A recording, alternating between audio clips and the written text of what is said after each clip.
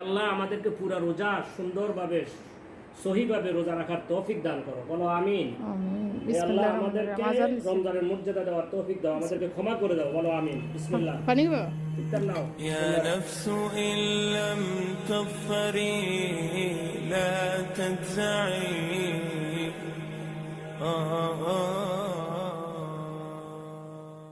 রসুলুল্লাহ সাল্লাল্লাহু আলাইহি ওয়াসাল্লাম বলেছেন, যাদেরকে আমি সবচেয়ে বেশি ঘৃণা করি এবং যারা কিয়ামতের দিন আমার কাছ থেকে সবচেয়ে দূরে অবস্থান করবে, তারা হলো সেই সব লোক যারা অনর্থক কথা বলে এবং যারা অন্যকে ছোট করে এবং যারা কথা বলার সময় নিজেদেরকে পণ্ডিত্য জাহির করে। তিরমিজি শরীফের 631 নম্বর হাদিস এটি। তো আল্লাহ পাক আমাদেরকে এই খারাপ কাজ, খারাপ অভ্যাস থেকে দূরে রাখেন, আমরা যেন রাসূল সাল্লাল্লাহু আলাইহি সাল্লামের সুপারিশ পেয়ে কাল কিয়ামতে আমাদের জান্নাতুল ফেরদাউস নসিব করেন। তো আসসালামু আলাইকুম, সবাইকে রমজান মোবারক জানিয়ে আমার আজকের ব্লগটি শুরু করছি। আশা করি আপনারা সবাই প্রথম রমজানটি খুব ভালোভাবেই কাটিয়েছেন। আলহামদুলিল্লাহ, আমাদেরও মোটামুটি আল্লাহর রহমতে ভালোই কেটেছে। তো আজকে দেখাবো হচ্ছে কয়েকদিন আগের কিছু ভিডিও শ্যুট আর রমজানের ইফতার কী হয়েছে, রান্না কী করেছি সেটাই। কারণ হচ্ছে এই ভিডিওগুলি জমা হয়ে গিয়েছে, আজকেও বলতেছি। তো যার কারণে ভাবলাম যে এগুলিও দিই, যদিও আমি এগুলি হচ্ছে ওই যে রাজশাহী থেকে আসার পরের দিন আর কি।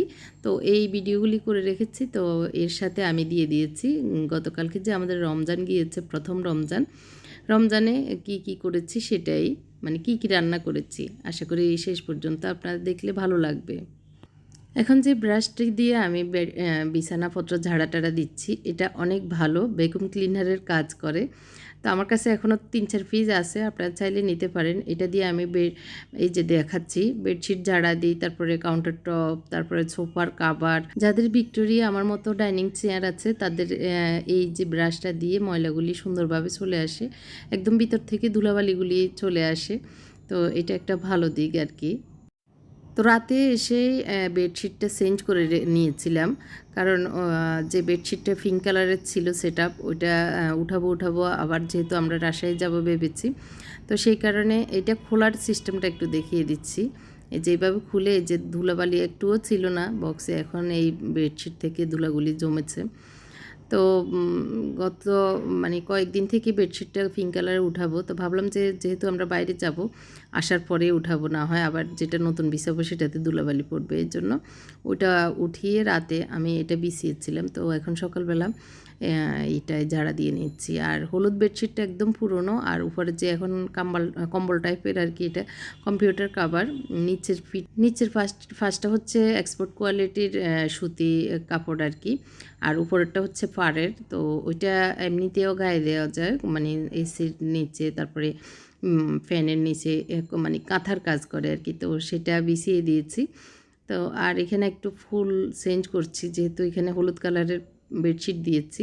তো হলুদ এই কয়েকটি আমার কাছে আছে, আর এগুলো পুরনো।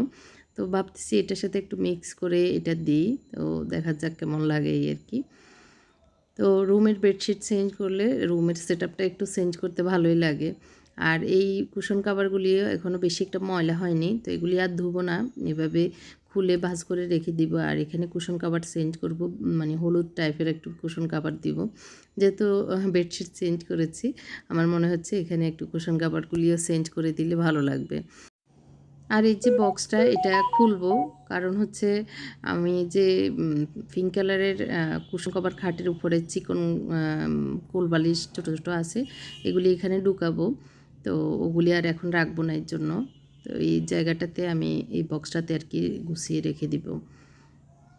আর এই এই কুশি কাটার জিনিসপত্রগুলো আমার কাছে একটু একটু করে জমাচ্ছি, পরে একদিন সবগুলো একসাথে দেখাবো কি কি আছে আমার কুশি কাটার জিনিসপত্র আর কি। আমি মতিঝিল আইডিয়ালের সামনে থেকে আর কি একটু একটু করে জমিয়েছি। এখানে আমি কুশন কাভার সবগুলো রেখেছি একটা ঝুড়িতে। আর এইগুলি যেগুলি আমার হাতে, এগুলি হচ্ছে আমার ছোট্ট একটা 10x20 ছোট একটা কুশন আছে, তো ওইটারই কাভার আর কি। ওইটা খাটে, সোফায় যখন যেখানে ইচ্ছা দিই। এগুলি আসলে বেশিরভাগই আমার হাতে করা কুশন কাভারগুলি আর কি। তো এটা খুবই কিউট। এখন আজকে হলুদ বেডশিটের সাথে এটাও দেওয়া যেত, তো ওই কুশনটা আবার ড্রয়িং রুমে, তো ওইটা আর দিচ্ছি না আর কি। তো এখন আমার যেগুলি কুশন কাভার লাগবে সেগুলি নিয়ে নিয়েছি, আর এই যে বললাম না এইগুলি এখন এখানে রেখে দিচ্ছি। এগুলি বেশি একটা ময়লা হয়নি, তো এখন রেখে দিই। আবার যখন পিঙ্ক কালারের বেডশিট ইউজ করব, ব্যবহার মানে বিছাবো, তখন আবার এগুলি উঠিয়ে দিব এই জন্য। يا نفس إن لم تظفري لا تجزعي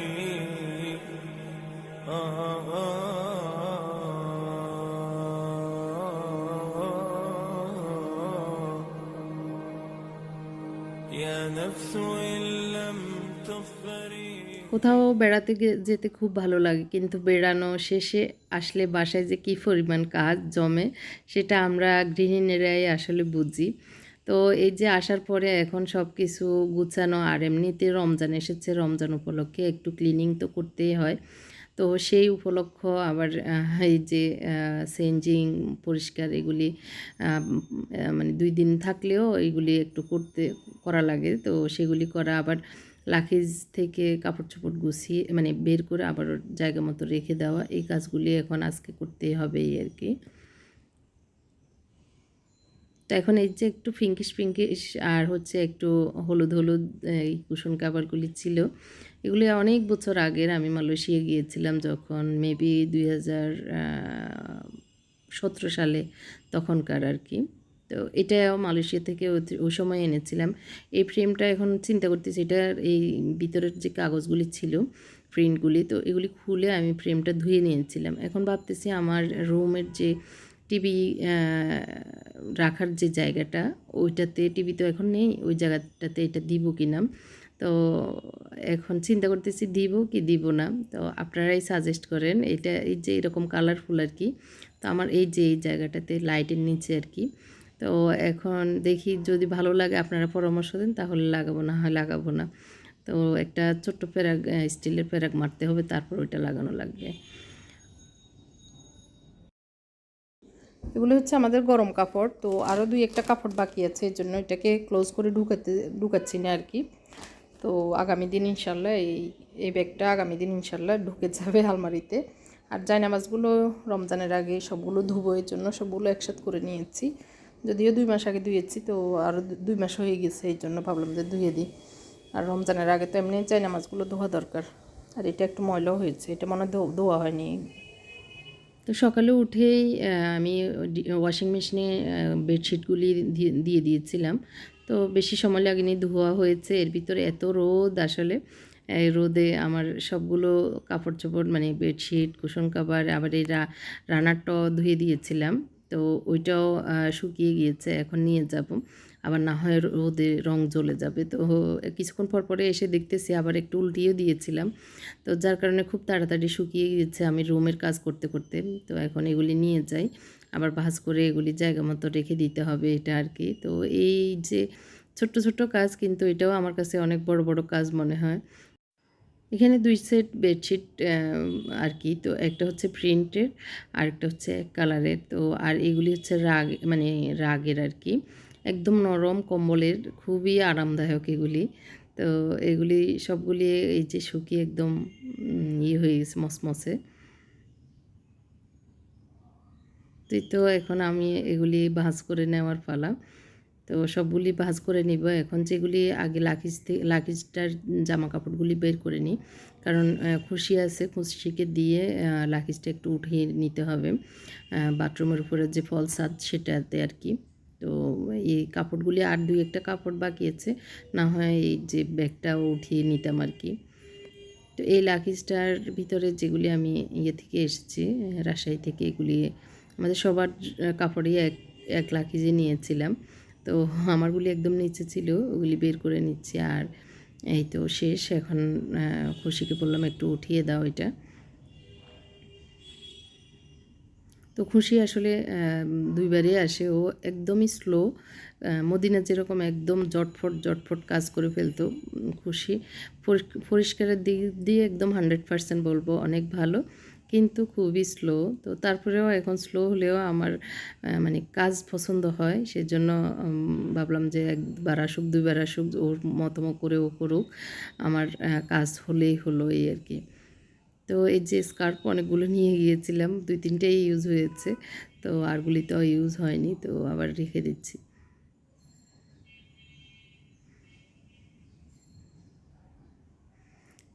তো সব কিছু একটু জায়গা মতো রেখে দিচ্ছি। বাচ্চাদের কাপড়গুলিও বাচ্চাদের আলমারিতে রেখে দিচ্ছি। আর এটা হচ্ছে সাহেবের ড্রয়ার। তো যে ড্রয়ারের যে কাপড় সেগুলি রেখে দিয়েছি। তো অলরেডি ডান আমার রুম গোছানো।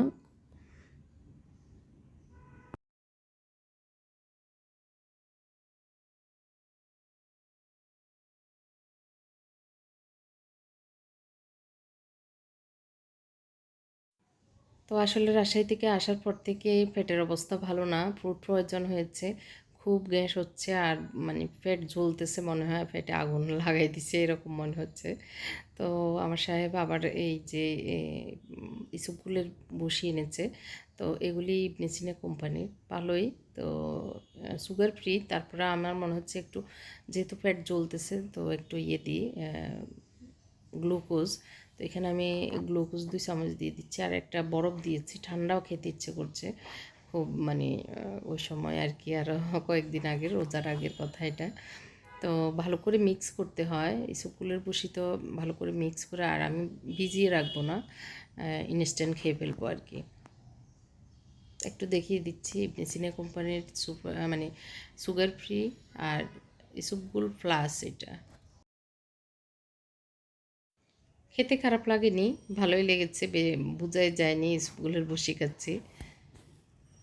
তো এরপরে দুপুরে রান্না করছি, একটু সিম রান্না করব, আর লাউ শাক আফা দিয়েছে আমার সাহেব, আবার এর ভিতর ফেনে গিয়েছিলেন, উনি আসতে এগুলি নিয়ে এসেছিলেন বাড়ি থেকে আর কি।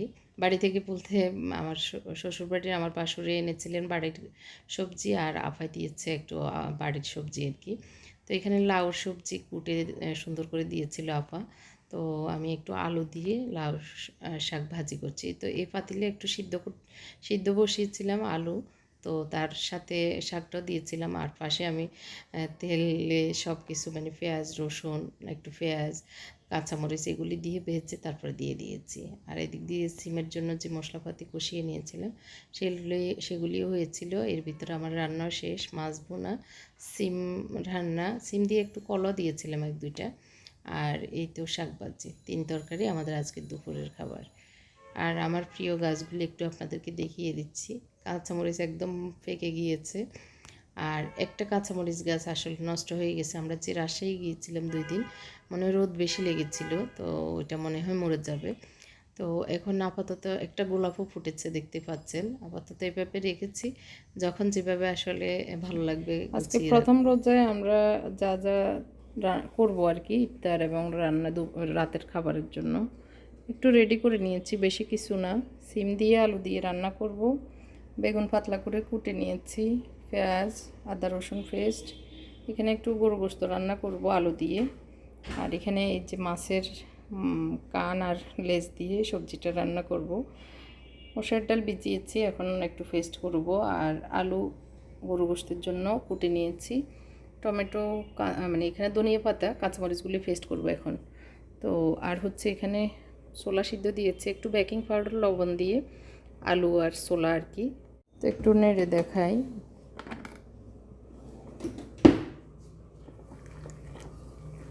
তো এগুলি সিদ্ধ হতে দিয়েছি, যদিও প্রেশার কুকারে দিব, এখন আপাতত হতে থাকুক। আমি প্রেশার কুকারে আগে গরু গোশতটা রান্না করে নিব। গরু গোশত ভালো করে প্রেশার কুকারে 2 শীষ উঠলে তারপরে আমি বুট সিদ্ধগুলো দিব আর কি। তো একটু প্রেশার কুকারটা নিয়ে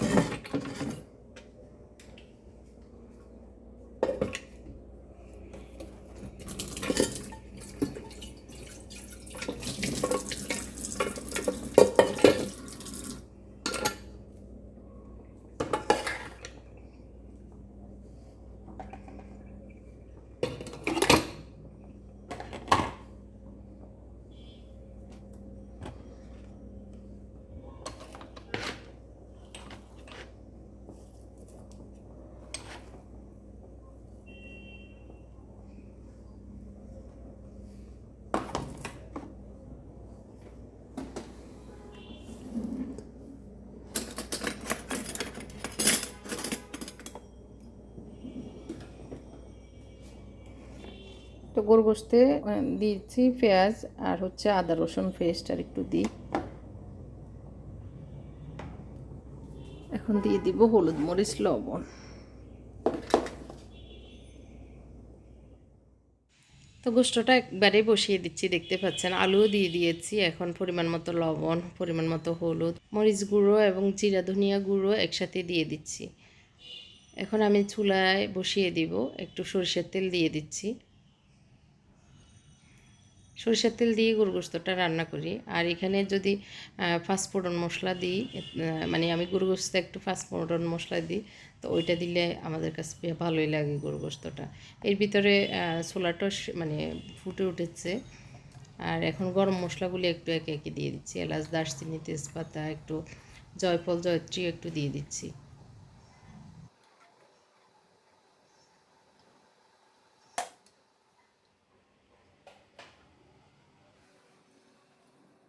তো কিছুক্ষণ কষিয়ে নেওয়ার পরে একটু গরম পানি দিয়ে দিচ্ছি। গরম পানি দিয়ে তারপর ঢাকনাটা আটকিয়ে দিব। তো ভালো করে মিক্স করে নিয়েছি। প্রথমে আমি নেড়ে চেড়ে একদম ভালো করে মিক্স করে নিয়েছিলাম মশলার সাথে আর কি। এখানে গরু গোশত 1 কেজি হবে, বেশি না, অল্প একটু। ঢাকনাটা লাগিয়ে দিয়েছি। এদিক দিয়ে আমি সবজিটাও বসিয়ে দিচ্ছি। সবজি দিয়ে যা মানে ঝোলে যা যা দরকার সব কিছু দিয়ে একবারে বসিয়ে দিচ্ছি। পরে আবার একটু বাগার দিব। একটু সরষের তেল দিয়েছি প্রথমে কাঁচা। তো তরকারিগুলি হতে থাকুক, এর ভিতরে একটা বড় কাজ করে ফেলি, কারণ এটা করার সুযোগ বা সময় আমি পাইনি। চাউলের গুঁড়া নিয়েছিলাম ট্রেতে, নিচে যেগুলি দেখতে পাচ্ছেন চাউলের গুঁড়া। আর ছোটো যে প্যাকেটটাতে, সেটাতে আমার বোন পাঠিয়েছিল বেসন।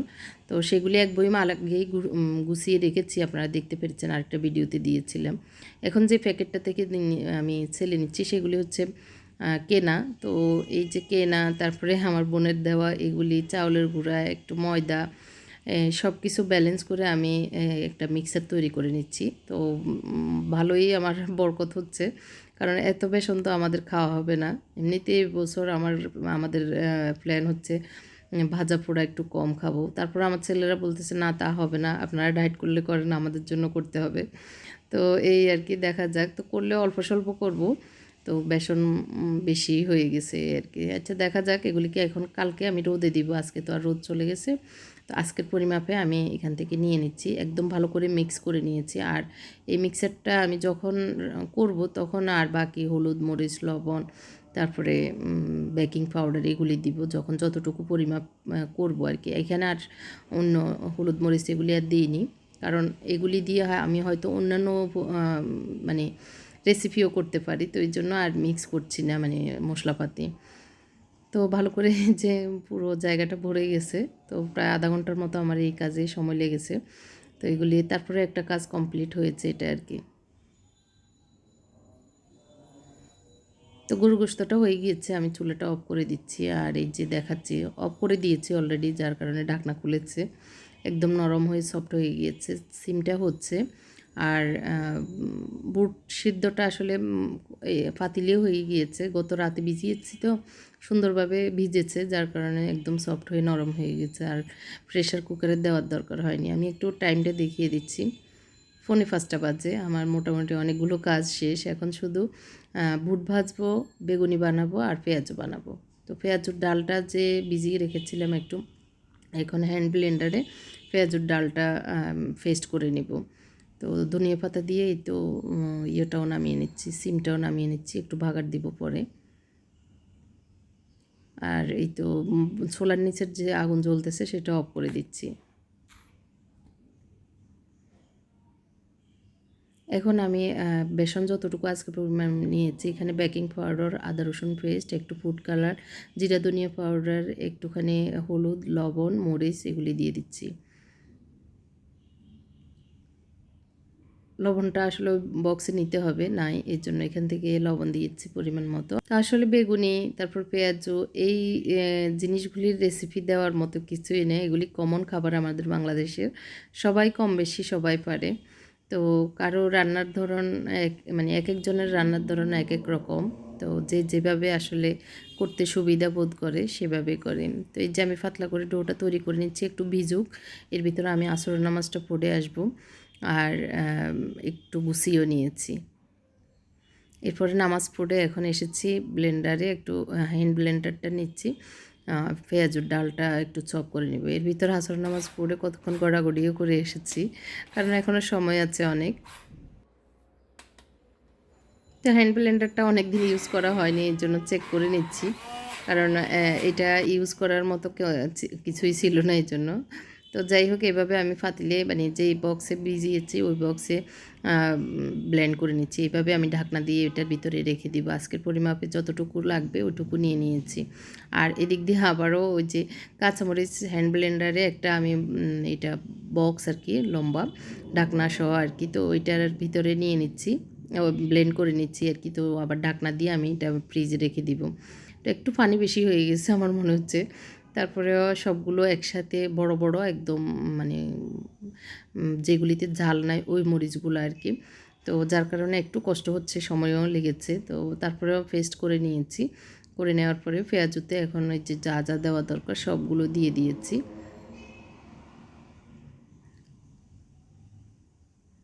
তো মেখে এগুলি আমি এখন ভেজে নেব একটু লবণ পরিমাণ মতো দিয়ে। আর এইগুলি বানাতে গেলে যে কোত্থেকে এত মাছি আসে, এক দুইটা হলেও আসবে, আল্লাহ ভালো জানে। ছোলা বীজ মানে ছোলার জন্য কড়াইতে তেল দিয়ে দিয়েছি, আর পেঁয়াজ, একটু এলাচ, দারচিনি, তেজপাতা দিয়েছি, আর একটু আদা রসুন টমেটো এগুলি দিয়েছি, হলুদ মরিচ লবণ, আবারও কাঁচামরিচ একটু পেস্ট দিয়েছি, দিয়ে এগুলি ভাজা হোক। আর এদিক দিয়ে পেঁয়াজটা আমি বসিয়ে দিচ্ছি। এক হাতে দুইটা কাজই করে নিচ্ছি। আর বেগুনিটা পেঁয়াজটা হয়ে গেলে বেগুনিটাও দিয়ে দিব। আমার সাহেবকে ডাকতেছি যে পেঁয়াজগুলো উঠানোর, উনি তো এই কাজটা মোটামুটি করতে পারে, তো বলতেছি পেঁয়াজগুলো একটু উল্টিয়ে দেন। তো উনি বললো আসতেছে, এসে একদম বেগুনিগুলি উল্টিয়ে দিয়েছে, আমি দিয়ে দিয়েছিলাম। তো এই তো দুইজনে মিলে করে আমাদের ইফতার রেডি, একদম কমপ্লিট। এখন মুত্তাকি এসেছে শরবত করে নিতে, তো ও শরবত করে নিচ্ছে, ওর দায়িত্ব শরবত করা। তো একটু টুকটাক এলোমেলো আছে, এগুলি গুছিয়ে নিচ্ছি আর কি। এখনও সময় আছে আরও 15-20 মিনিটের মতো। তো আমাদের সব শেষ, আমরা একটু কোরআন তেলাওয়াত শুনছি, আর এই তো ইফতারের জায়গায় গল্পগুজব করছি আর একটু গুছানোর কাজ করছি।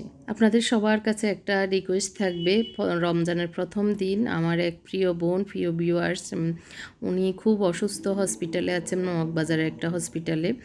তো ওনার জন্য একটু দোয়া করবেন, খাস করে ওই বোনটার যেন সুস্থ হয়ে যান। এখনও বাচ্চাও হয়নি, একদম ইয়াং, কোরআনে হাফেজা। তো বোনটার জন্য সবাই দোয়া করবেন, উনি দোয়া চেয়েছেন, সবাই এই রিকোয়েস্ট থাকলো। আল্লাহ আমাদেরকে পুরা রোজা সুন্দরভাবে সহিভাবে রোজা রাখার তৌফিক দান করো, বলো আমিন। হে আল্লাহ আমাদেরকে রমজানের মর্যাদা দেওয়ার তৌফিক দাও, আমাদেরকে ক্ষমা করে দাও, বলো আমিন। বিসমিল্লাহ, পানি গো ইফতার নাও। বিসমিল্লাহির রহমানির রহিম।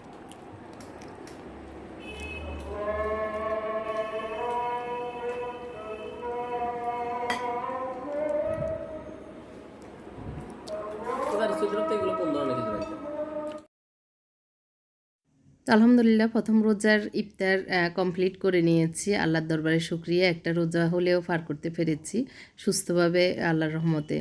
তো এরপরে এখন যে কথাটি বলবো সেটা হচ্ছে, আগে বলা উচিত ছিল যদিও এই কথাটি, তারপরে লাস্টে হলে বলছি যে আমার ডাইনিং রুম ট্যুর এবং কিচেন ট্যুর ভিডিও রেডি আছে। আপনারা কোনটা আগে চান, নাকি দুইটা একসাথে দিলে প্রায় 30-35 মিনিটের মতো হয়ে যাবে। তো আলাদা আলাদা দিতে চাচ্ছি, আপনারা কিভাবে দেখতে চান সেটা কমেন্ট করে জানাবেন। আর কথা হচ্ছে, আমি প্রথমে কিচেন অর্গানাইজ যেভাবে করেছি আর কি, সেটা দিব কিনা, সেটা আগে দিলে মনে হয় ভালো হয়। তো আপনাদের পরামর্শ অনুযায়ী আমি ভিডিও দেওয়ার চেষ্টা করব আর কি। তো এই প্রশ্নটা রেখেই, মানে কিচেন ভিডিও দিব না অর্গানাইজেশন ভিডিও দিব, নাকি ডাইনিং রুম ট্যুর ভিডিও দিব, তো সবাই যেটা বলবেন, বোর্ড যেটাতে পাবো সেটাই দিব। তো যাই হোক, সবাইকে অসংখ্য ধন্যবাদ জানাচ্ছি এতক্ষণ পর্যন্ত আমার এই লম্বা ভিডিওটি দেখার জন্য। সবাই যে ধৈর্য ধরে দেখেছেন বা কে দেখেছেন সেটা আমাকে কমেন্ট করে জানাবেন। আর আজকের ভিডিওটি কেমন লেগেছে কমেন্ট করে জানাতে কিন্তু ভুলবেন না। লাইকটি দিয়ে যাবেন, যারা নতুন এসেছেন আমার চ্যানেলটি সাবস্ক্রাইব করে বেল আইকনটি বাজিয়ে তারপরে যাবেন, এই অনুরোধ জানাচ্ছি। বাকি 29টি রোজাও আমাদেরকে সুস্থ শরীরে এবং ভালো ইবাদতের মাধ্যমে কাটিয়ে নেওয়ার তৌফিক দান করুক, এই দোয়া জানিয়ে আজকের ব্লগটি শেষ করছি। আল্লাহ হাফেজ, আসসালামু আলাইকুম।